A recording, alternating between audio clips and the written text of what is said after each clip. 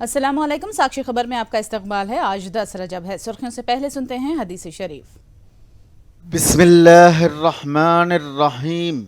हज़रत अब्दुल्ला बिन उमर रज़ियल्लाहु ताला अन्हु से रिवायत है, रसूलुल्लाह सल्लल्लाहु अलैहि वसल्लम ने फरमाया, तुम में बेहतरीन अफराद वो हैं जिनके अखलाक बेहतरीन हैं। और अब सुर्खियां। जगन अखिलियत दोस्त लीडर घर घर अखिलियती स्कीमात को पहुंचाकर अखिलियतों को मजीद खरीब करें, वायसर कांग्रेस कायदीन का पैगाम। कल से तेलंगाना असेंबली इजलास का आगाज, दोनों ऐवानों के मुश्तरका इजलासों से गवर्नर का होगा खिताब। अडानी के मामले को लेकर दोनों ऐवानों में शोर-ओ-गुल, कार्रवाई मुलतवी। अपोजिशन ने किया मुबाहिस और जांच का मुतालबा। शमशाबाद एयरपोर्ट पर अंडर 19 क्रिकेट खिलाड़ियों का शानदार इस्तकबाल। जी त्रिशा और शबनम को रियासती वजीर श्रीनिवास गौड़ ने पेश की तहनीयत। और अब तफसील। विजयवाड़ा में अखिलियती इजलास हर दिल में वायसार और हम सब जगन के साथ मौजू पर मुनाकिद किया गया। इस इजलास में party general secretary S Ramakrishna Reddy, नायब वजीर आला अमजद बादशाह, कर्नूल एमएलए हफीज खान, एपी कानून साज कौंसिल की डिप्टी चेयरमैन जकिया खानम और रियासत के अखिलियती सेल के सदर खादर बादशाह के अलावा एमएलसीज और दीगर कॉरपोरेशनों के बोर्ड्स के सदर नशीन ने शिरकत की। कायदीन इस इजलास में अखिलियतों को वायसर कांग्रेस के मजीद करीब लाने की तरगीब दी है। कायदीन ने कहा कि मुसलमानों के लिए किए जा रहे फलाही, तरक्याती और सियासी इक़दाम से अखिलियतों को वाकिफ कराया जाए और अपोजिशन के गुमराह कुन प्रोपेगेंडे से अखिलियतों को बचाने की तरगीब दी गई। మనం రోజువారీ మన ప్రభుత్వమే ఇస్తున్నప్పటికీ, మన పార్టీ ఇస్తున్నప్పటికీ, మన నాయకుడు ఇస్తున్నప్పటికీ అన్నీ మన దృష్టిలో ఉండవు. చూస్తున్నప్పుడు మనకే ఆశ్చర్యం వేస్తుంది, ఓ ఇంత చేశామని, ఇంత సాయం చేశామా, ఇన్ని దశాబ్దాల్లో ఏ ప్రభుత్వం చేయనంత మన ప్రభుత్వం ముస్లిం మైనారిటీ వర్గాల ప్రజలకు ఇంతగా చేసిందా అని మనకే ఆశ్చర్యం వేసేంతగా అంకెలు కనిపిస్తున్నాయి. ఇవి అంకెలు. ఈ అంకెలను ఇదేదో మన జీవితాలకు సంబంధం లేని అంకెలు కాదు. మామూలుగా జీడిపి అనో ఏదో పేదరికం శాతము ఇట్లాంటి రకరకాల లెక్కలేస్తారు. ఈ అంకెలేమో నేరుగా డీబీటీ రూపంలో, అంటే నేరుగా బెనిఫిషియరీ ట్రాన్స్ఫర్, వాళ్ళ చేతుల్లో పెట్టిన డబ్బు కావచ్చు, లేదా వాళ్ళ కట్టించిన ఇల్లు కావచ్చు, నాన్ డీబీటీ మరో రూపంలో వాళ్ళ పిల్లలకి ఇచ్చిన స్కూల్ బ్యాగ్ కావచ్చు, వాళ్ళకి ఇస్తున్న పౌష్టికాహారం కావచ్చు. ఏదైనా సరే రాష్ట్రంలోని పేదరికంలో మగ్గుతున్న పేదలందరికీ జగన్మోహన్ రెడ్డి గారి ప్రభుత్వం, అంటే మన ప్రభుత్వం, ఈ 3.5 ఏళ్లలో చేసిన సాయం, ఈ సాయం కూడా ఆ రోజు అవసరానికి ఉపయోగపడి ఆ తర్వాత వాళ్ళు బతుకు తెరువు కానీ లేదా తమ భవిష్యత్తు ఎట్టుండాలనేది నిర్ణయించుకోవడం కానీ ఉపయోగపడని రీతిలో ఉండేది కాదు, పూర్తిగా ఉపయోగపడే రీతిలో ఉండేది. గతంలో చేసినవన్నీ ఇచ్చినవి కరిగిపోయేవి, జీవితాలు మాత్రం అట్లే ఉండేవి. కానీ ఈరోజు చేస్తున్నది మాత్రం, మన ప్రభుత్వం చేస్తున్నది మాత్రం ప్రతి ఒక్కటి కూడా ఆ కుటుంబం భవిష్యత్తును తీర్చిదిద్దేది. नायब वजीर आला अमजद बादशाह ने कहा कि जगन ने न सिर्फ मुसलमानों को फलाही स्कीमात बहम पहुंचाई बल्कि सियासी तौर पर भी मौके दिए। यही वजह है कि आज असेंबली कौंसिल और नामजद ओहदों पर मुसलमानों की कसीर तादाद फाइज है। ఎస్సీల కన్నా దుర్భరమైన జీవితాన్ని గడుపుతున్న వాళ్ళు ఎవరన్నా ఉండాలంటే వాళ్ళు మైనార్టీలు అని చెప్పి వాళ్ళ నివేదికలు వాళ్ళు క్లియర్ కట్గా ఇవ్వడం జరిగింది. వాళ్ళకు అన్ని రకాలుగా అన్ని ప్రభుత్వాలు సహకరించాలని చెప్పి కూడా వాళ్ళు నివేదికలు ఇవ్వడం జరిగింది. కానీ ఆ నివేదికలు బుట్టదాఖలైన పరిస్థితి మనం చూశాం. అన్ని ప్రభుత్వాలు కూడా నివేదికలు చదవడము, ఆ బుట్టలు వేయడం తప్ప ఆ నివేదికలన్నీ ఇంప్లిమెంటేషన్లోకి ఎప్పుడు వచ్చిందంటే మరి మన ప్రియతమ నాయకుడు ఆ మహానేత దివంగత ముఖ్యమంత్రి డాక్టర్ వైఎస్ రాజశేఖర రెడ్డి గారు ముఖ్యమంత్రి అయిన తర్వాతే అని చెప్పి కూడా ఈ సందర్భంగా తెలియజేసుకుంటున్నాను. దాని తర్వాత మరి ఇవాళ మన ముఖ్యమంత్రి శ్రీ వైఎస్ జగన్మోహన్ రెడ్డి గారు ఆ సచార్ కమిటీ ఆ నివేదికలను అమలు చేస్తూ మరి ఇవాళ మైనార్టీ సోదరులందరినీ కూడా ఈరోజు ఆర్థికంగాను సామాజిక పరంగాను మరి వాళ్ళందరూ కూడా ఎదిగేదానికి అవకాశాలు కల్పించడం జరుగుతుంది. రాజకీయంగా కూడా వాళ్ళకి ఎదిగేదానికి అవకాశాలు కల్పించడం జరుగుతుంది. మరి గతంలో ఎప్పుడైనా చూసామా ఇంతమంది చైర్మన్లు? మనం ఎప్పుడైనా చూసాం మనం ఇంతమంది శాసనసభ్యులు, శాసన మండలి సభ్యులు? అత్యున్నతమైన స్థానం మన అక్కగారైన జకియా ఖానం గారు శాసన మండలికి డిప్యూటీ చైర్మన్. మనం ఎప్పుడైనా ఊహించామా? మరి ఊహకందని ఈరోజు మన నాయకుడు మన కోసం చేస్తున్నాడు. ఎందుకంటే వైఎస్ఆర్ కాంగ్రెస్ పార్టీ ఇది మైనార్టీల పక్షపాతి పార్టీ. మన నాయకుడు జగన్మోహన్ రెడ్డి గారు ఏ విధంగా తండ్రి రాజశేఖర రెడ్డి గారు ఏ విధంగా మైనార్టీలను అక్కన చేర్చుకున్నారో తండ్రి కన్నా 4 అడుగులు ముందుకు వేసి మైనార్టీలు నా వాళ్ళు అని చెప్పి ఈరోజు మనకు అక్కను చేర్చుకోవడం జరుగుతుంది. करनूल एमएलए हफीज खान ने कहा कि जगन ने मुसलमानों को उनका जायज मुकाम और हक दिया है, इसीलिए मुसलमान जगन का साथ कभी नहीं छोड़ेंगे। मगर आज मैं फखर के साथ कह सकता हूं कि मेरे पर्दानशीन बहना घर में बैठे हुए हैं और जगनमोहन रेड्डी साहब उनका भाई उनके अकाउंट में पैसे डाल रहा है। आज मैं चैलेंज के साथ बोल रहा हूं, 75 इयर्स की चैलेंज हिस्ट्री में मुसलमानों को इतना फायदा कभी नहीं हुआ था जितना फायदा इस बार की हुकूमत में हुआ है। किस तरीके से हुआ है? हमारे को पहली बात बोला, हमारा हक हमारे को मिलना चाहिए। दूसरी चीज, हमारे को इज्जत मिलना चाहिए। तीसरी चीज, हमारे बच्चों का मुस्तकबिल अच्छा होना चाहिए। हमारे बच्चों के मुस्तकबिल के लिए सबके बराबर हमारे को हक दियो बोलकर पूछ रहे हम लोग। हमारे को भीख नहीं होना बोलकर बोलते हम लोग, क्योंकि इज्जत ज्यादा इंपॉर्टेंट है हमारे वास्ते।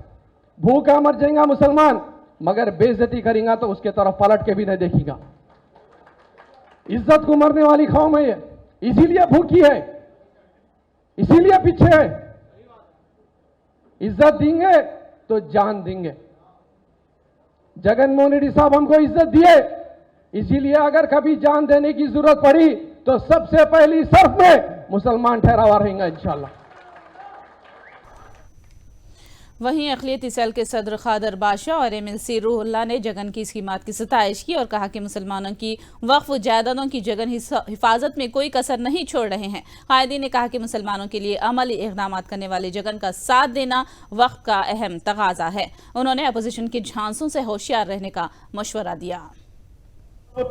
महाप्रभुत्వం సెంట్రల్లో మన హజ్ కమిటీకి సబ్సిడీ తీసేస్తే మన జగనన్న హజ్ కమిటీ స్టార్ట్ అయిన వెంటనే 50,000 రూపాయలు 30,000 రూపాయలు వేపన సబ్సిడీ కూడా జగనన్న ఇస్తున్నానని చెప్పి మీకంతా తెలియపడుతున్నాను.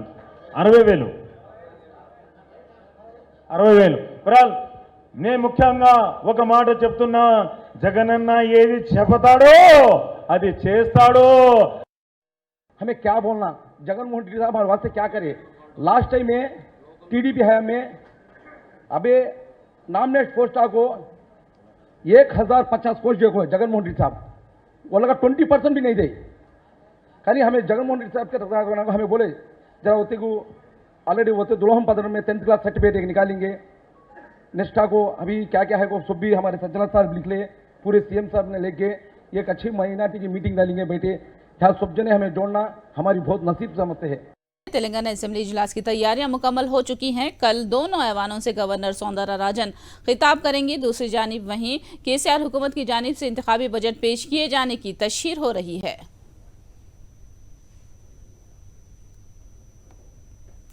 मरकजी बीजेपी हुकूमत पर रियासती वजीर केटीआर ने एक बार फिर शदीद तनकीद की। उन्होंने इल्जाम लगाया कि मरकजी हुकूमत तरक्की कर रही है, रियासतों को नजरअंदाज कर रही है। केटीआर का कहना है कि अवाम को पहुंचने वाली मुफ्त फलाही स्कीमात में मरकजी हुकूमतें रुकावटें पैदा कर रही हैं और चंद पूंजीपतियों के हाथ में दौलत थमा रही हैं। उन्होंने कहा कि अगर बजट में तमाम रियासतों का ख्याल रखा जाए तो ही तरक्की मुमकिन है। When the Honorable Prime Minister himself says, a freebie culture, revdi culture, theek nahi hai. Let me remind all of you in this room, we are still a third world country with the maximum number of poor people on the planet. While 5 trillion, 10 trillion goals are laudable, ambitious, noteworthy, praiseworthy, the fact remains, unless a government in India, every government in India, takes care of its most vulnerable, there will come a day when civil strife will ensue. And all those who are sitting here in the comforts of this wonderful auditorium will not be able to have such meetings if there is civil strife. So it is the bounden responsibility, it is the fundamental responsibility of every single government in this great nation to ensure that while the economy grows, the wealth also gets distributed. While the economy grows, the most vulnerable is also taken care of, and ensure that development and welfare go hand in hand. मरकजी budget में अक़लियतों को बुरी तरह नजरअंदाज किया गया है। इस मरतबा मरकजी बजट में 38% रकम की कटौती की गई है। अक़लियतों के लिए गुज़िश्ता साल 5020 करोड़ का बजट मुख्तस किया गया था, ताहम इस मरतबा बजट में भारी कमी की गई। इस मरतबा सिर्फ 3,97,000 करोड़ का बजट मुख्तस किया गया है।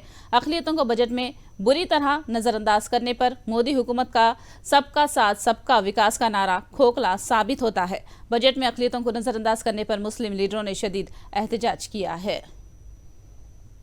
तो पता चलेगा कि जो बीजेपी का नारा है कि सबका साथ सबका विकास, ये सिर्फ और सिर्फ एक ही कम्युनिटी को खुश करने के लिए किया गया है। और बड़े अफसोस की बात है कि आप देखिए कि जितने लीडर्स है, फ्रॉम कांग्रेस से समाजवादी पार्टी, तेलुगु देशम, टीआरएस, जो भी पॉलिटिकल पार्टीज है, कल बजट के ऊपर अपना स्पीच दिए हैं। पूरे पॉलिटिकल पार्टीज जो है माइनॉरिटीज को ये बजट कम किया गया है, बल्कि एक भी अपोजिशन लीडर नहीं बोला। ना तो कांग्रेस की तरफ से बयान आया, ना तो टीआरएस की तरफ से बयान आया, ना समाजवादी पार्टी की तरफ से बयान आया। हर लोग ये बोल रहे हैं कि भाई गैस सिलेंडर पे रेट बढ़ गया, उस पे रेट बढ़ गया, इस पे टोबैको पे रेट बढ़ गया। बहरहाल everybody is putting up there, उनका वर्शन रख रहे हैं। लेकिन माइनॉरिटीज में जो ये एकदम से आपके 38% जो रेट कम कर दिया गया है, वो इसके ऊपर कोई नहीं बोल रहा। हैदराबाद में एक और गोदाम घर में आग लगने का वाकया पेश आया। बागलिंगमपल्ली वीएसटी के करीब एक गोदाम घर में आग लगी। आग लगने से गोदाम में मौजूद साजो सामान जल गया। फायर इंजीनियरों की मदद से आतिशफुरो अमले ने आग बुझाई। हैदराबाद में वक्फे वक्फे से आग लगने के वाकयात पेश आ रहे हैं। इससे पहले सिकंदराबाद और वनस्थलीपुरम में भी आग लगने के वाकयात पेश आए थे।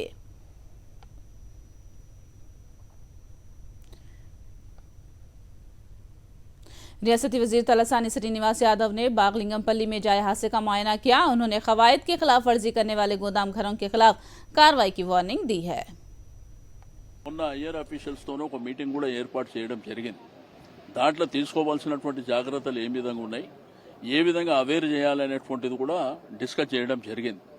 టెక్నాలజీ ఉన్నది వాడుకోవాలి, రెండోది గవర్నమెంట్ దగ్గర ఉన్న టెక్నాలజీ కూడా ఇంకా పకడ్బందీగా చేసుకోవాలనేటువంటిది కూడా ఆ రోజు జరిగినటువంటిది। బట్ ఏదైతే హైదరాబాద్ సిటీ లోపల ఎవరైతే గోడౌన్లు రన్ చేసేటువంటి వ్యక్తులు ఎవరైతే ఉన్నారో వాళ్ళు ప్రికాషన్స్ తీసుకోవాలనేటువంటిది మనం చెప్తుంది। ఎన్ఓసి లేని వాళ్ళు కూడా ఉన్నారు దాంట్లో। ఇప్పటికైనా వాళ్ళ జాగ్రత్తలు వాళ్ళు తీసుకోకపోతే మాత్రం గవర్నమెంట్ చాలా సీరియస్గా ఉంటుంది। श्रीकाकुलम जिले के भावनापारू समुद्र के साहिल पर गैर मुल्की ड्रोन पाया गया। मछलियों के शिकार के लिए गए मछेरों को ड्रोन जेट नजर आया तो उन्होंने फौरन साहिल पर पहुंचकर मरीन पुलिस को खबर दी। ड्रोन जेट का जायजा लेने के बाद पुलिस पता लगाने की कोशिश कर रही है कि ये किसने इस्तेमाल किया है और कहां से ड्रोन जेट आया है।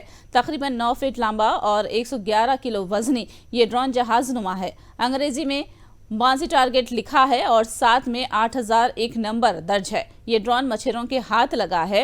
मरीन सीआई देवल्लू ने बताया कि मुल्क की हिफाजत के लिए तैयारी की शक्ल का मिसाइल इस्तेमाल किया जाता है। खेलों में उम्दा मुजाहिरा करते हुए एनसीसी कैडेट के तौर पर आला मुकाम पर पहुंचने वाली शहनाज बानो नामी औरत अपने ही शौहर और सास की हरासानियों का शिकार हो रही है। जिस्मानी अजियत के सबब 2 बार हमल साकित होने का भी शहनाज ने इल्जाम लगाया है। उन्होंने पुलिस और हुकूमत से इंसाफ की मांग की है। మధ్యాహ్నం మ్యారేజ్ అయింది. ఇంకా ఆ రోజు నైట్ నుంచే మామయ్య గొడవ స్టార్ట్ చేశారు. సరిగ్గా మర్యాదలు చేయలేదు, మా కొడుకుని బాగా చూసుకోలేదు, తిండి దగ్గర సరిగ్గా చూసుకోలేదు, మీరు పట్టించుకోవట్లేదు అని చెప్పి స్టార్ట్ చేశారు. ఇంకా మ్యారేజ్ అయిన 3వ రోజు నుంచే మళ్ళీ కట్నం గురించి స్టార్ట్ చేశారు. ఆల్రెడీ మ్యారేజ్ అవ్వక ముందే ఇవ్వాల్సిన బంగారము, డబ్బు, ఇంకా కింద పైన ఇల్లు, స్థలాలు అన్నీ ఇచ్చారు. అయిన తర్వాత కూడా నువ్వు ఒక్క కూతురే కదా, మీ అమ్మ దాచుకొని ఏం చేసుకుంటుంది, ఇవ్వచ్చు కదా, అది ఇది అని చెప్పి వల్గర్ లాంగ్వేజ్ యూజ్ చేస్తూ మా మామయ్య మాట్లాడడం, మా అత్తయ్య కొట్టడం, ఇంకా మా హస్బెండ్, మా అత్తయ్య, మా మామయ్య అండ్ మా హస్బెండ్ ముగ్గురు కొట్టేవారండి. అది కొట్టడం కూడా అసలు ఒక్కొక్కసారి నాకు బ్లాక్అవుట్ అయిపోయింది. అసలు ఎలా కొడుతున్నారు ఏంటి, ఎందుకు కొడుతున్నారు కూడా అర్థం కాదు. వాళ్ళు కొట్టినా కూడా నేను అలానే పడి ఉంటున్నాను అని చెప్పి ఇంకా ఎక్కువ చేసేవాళ్ళు. ఎందుకంటే మళ్ళీ ఇంటికి పంపించేస్తే మళ్ళీ మా మమ్మీ వాళ్ళు చూస్తారు, మళ్ళీ వచ్చేటప్పుడు నేను ఏదో ఒకటి తీసుకొని రావాలి మా పేరెంట్స్ నుంచి అని చెప్పి నేను మా పేరెంట్స్ని కూడా చెప్పేదాన్ని కాదు. పోలీస్ వాళ్ళ నుంచి ఒకటే కోరుకున్నాను, ప్లీజ్ నాకు चोरी हुए मोबाइल फोन्स की बाजियाबी के लिए अनंतपुर पुलिस ने नया रिकॉर्ड कायम किया है।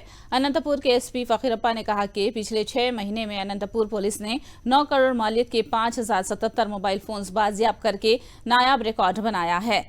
चैट बैट के नाम से व्हाट्सएप के जरिए शिकायतों को वसूल करके चोरी हुए मोबाइल फोन्स बाजियाब करने का उन्होंने दावा किया है। अडानी ग्रुप के मामले पर पार्लियामेंट के दोनों ऐवानों में अपोजिशन ने एहतजाज करते हुए पार्लियामेंट में बहस की मांग की। कांग्रेस समेत अपोजिशन जमातों ने बहस के लिए तहरीक इल्तिवा पेश की, जिसे स्पीकर ने मुस्तरद कर दिया। अपोजिशन के मुसलसल एहतजाज की वजह से लोकसभा और राज्यसभा की कार्रवाई को मुलतवी किया गया। अमेरिका की हिंडनबर्ग रिसर्च की जानिब से अडानी ग्रुप पर सरमायाकारी को लेकर फ्रॉड करने का इल्जाम लगाया गया है, जिससे हिंदुस्तानी शेयर होल्डर्स का सरमाया दांव पर लगा है। इस मामले को संगीन करार देते हुए अपोजिशन ने अडानी ग्रुप के मामले की तहकीकात पार्लिमानी कमेटी या सुप्रीम कोर्ट के तकर्रुर करदा कमेटी से कराने की मांग की है। एक जानिब अपोजिशन पार्लियामेंट में बहस की मांग कर रहा था, तो दूसरी जानिब हुकूमत और कुर्सी सदारत पहले वक्फे सवालात जारी रखना चाहते थे। माननीय मंत्री जी ने बहुत विस्तार से अपने बुनियादी सवालों का उठाएं। मैं आपको पर्याप्त समय पर्याप्त अवसर दूंगा। जानते हैं हमारे 13 अपोजिशन जमातों के कायदीन का एक इजलास राज्यसभा में कायदे अपोजिशन मल्लिकार्जुन खड़गे के ऑफिस में मुनक्किद हुआ। इजलास में बजट और अडानी ग्रुप के मामले में पार्लियामेंट में अपोजिशन की अपनाई जाने वाली हिकमत अमली पर गौर किया गया। अपोजिशन चाहती है कि अडानी ग्रुप पर आयद होने वाले इल्जामात पर बहस हो। तृणमूल कांग्रेस, आम आदमी party, Samajwadi party, DMK, Janata Dal you, बाएं बाजू की जमातें और बीआरएस के नुमाइंदों ने शिरकत की है। केरला के जर्नलिस्ट सिद्दीक कप्पन को उत्तर प्रदेश की जेल से 28 महीनों बाद रिहा किया गया। सिद्दीक को उत्तर प्रदेश पुलिस ने एक दलित खातून की इस्मत रेजी वाक़े की रिपोर्टिंग करने पर गिरफ्तार किया था। सिद्दीक ने कहा कि वो जुल्म और सख्त कानून के खिलाफ अपनी जद्दोजहद को जारी रखेंगे। उत्तर प्रदेश पुलिस ने सिद्दीक के खिलाफ पीएफआई से रवाबित और मनी लॉन्ड्रिंग के इल्जामात लगाए थे। हिंदुस्तान की अंडर 19 खवातीन की क्रिकेट टीम ने जनूबी अफ्रीका में खेले गए आलमी कप के फाइनल में इंग्लैंड को हराकर आलमी खिताब अपने नाम किया है। आलमी कप जीतने वाली अंडर 19 खवातीन की टीम में तेलंगाना के क्रिकेटर्स ने भी नुमाइंदगी की है। तेलंगाना की त्रिशा श्री ने बल्लेबाजी के जरिए टीम इंडिया की कामयाबी में अहम रोल अदा किया। त्रिशा श्री और उनके साथियों का शमशाबाद एयरपोर्ट पहुंचने पर तेलंगाना के वजीर स्पोर्ट्स श्रीनिवास गौड़ ने खैर मकदम किया और उन्हें मुबारकबाद पेश की। హ్యాపీగా ఫీల్ అవుతున్నాం ఫస్ట్ వరల్డ్ కప్ వచ్చినందుకు, అది కూడా ఫస్ట్ ఉమెన్స్కి వచ్చినందుకు. అందరూ చాలా మంచిగా సపోర్ట్ చేశారు. ఈవెన్ తెలంగాణ గవర్నమెంట్ కానీ మా అసోసియేషన్ హెచ్సిఏ కానీ అందరూ చాలా మంచిగా సపోర్ట్ చేశారు. దానివల్లే సాధించుకున్నాం. When I'm 4 years old I started my cricket. నాన్న చిన్నప్పుడు ఎట్లా మీరు క్రికెట్ ఎట్లా ఆడదాం? లైక్ ఫస్ట్ నాన్నే ఇచ్చేవాళ్ళు. ఫస్ట్ 5 years వరకు నాన్నే ఇచ్చారు. భద్రాచలంలో ఉండేవాళ్ళం. దాని తర్వాత నా 8th year హైదరాబాద్ షిఫ్ట్ అయ్యాం. అప్పుడు సెయింట్ జాన్స్ క్రికెట్ అకాడమీలో స్టార్ట్ అయ్యా. శ్రీనివాస్ సార్ కోచ్ ఉండే అప్పుడు. తెలంగాణ ఖ్యాతిని వీళ్ళు రెట్టింపు లెవెల్లో వాళ్ళు పెంచడం జరిగింది. తెలంగాణ రాష్ట్రం ఏర్పడిన తర్వాత మీరు చూస్తూ ఉన్నారు, కామన్వెల్త్లో కూడా ఈ దేశంలో 2వ స్థానం తెలంగాణ రాష్ట్రం రావడం జరిగింది. వరల్డ్ బాక్సర్గా నిఖత్ జరీన్, వరల్డ్ షూటర్గా ఇషా సింగ్, ఈరోజు మళ్ళొక తెలంగాణకు ఖ్యాతి తెచ్చిన దానిలో త్రిష, తర్వాత యశస్వి తెలంగాణలో క్రీడా రంగంలో ముఖ్యంగా తెలంగాణ ఏర్పడిన తర్వాత మహిళలే దేశంలో అత్యధికంగా మహిళలే ప్రపంచ స్థాయిలో ఇలా గుర్తింపు తేవడం అనేది నిజంగా చాలా సంతోషం. తెలంగాణ ఏర్పడిన తర్వాత గౌరవ ముఖ్యమంత్రి గారు క్రీడలకు ప్రోత్సాహిస్తూ ఉద్యోగాలలో రిజర్వేషన్ కల్పిస్తూ 2%, అదేవిధంగా ప్రతి గ్రామంలో క్రీడా మైదానాలను ఏర్పాటు చేసినటువంటి ఘనత ఇలా బీఆర్ఎస్ ప్రభుత్వాన్ని మాత్రమే. ఈ దేశంలో ఏ రాష్ట్రంలో కూడా ప్రతి గ్రామానికి క్రీడా మైదానాలు ఉండాలంటే ఆలోచన ఎవరు రాలేదు. कश्मीर के बारामूला में बर्फ के तोदे गिरने से 2 बैरूनी सयाह हलाक हो गए। बारामूला गुलमर्ग में बर्फबारी का मजा लेने के लिए 7 बैरूनी सयाह आए थे। ऊंचे मुकाम पर बर्फ के तोदे गिरने से 2 बैरूनी सयाह हलाक हो गए, जबकि 5 अफराद को बचा लिया गया।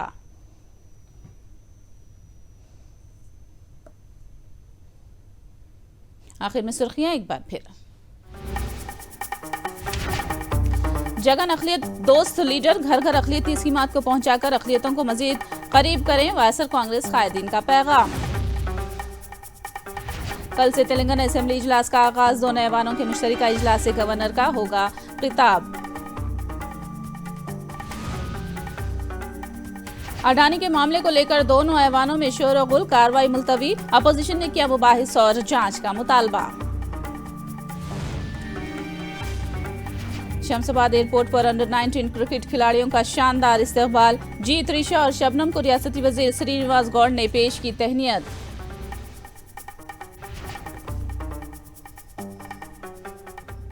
साक्षी खबर में फिलहाल इतना ही। साक्षी टीवी पर खबरों का सिलसिला जारी रहेगा।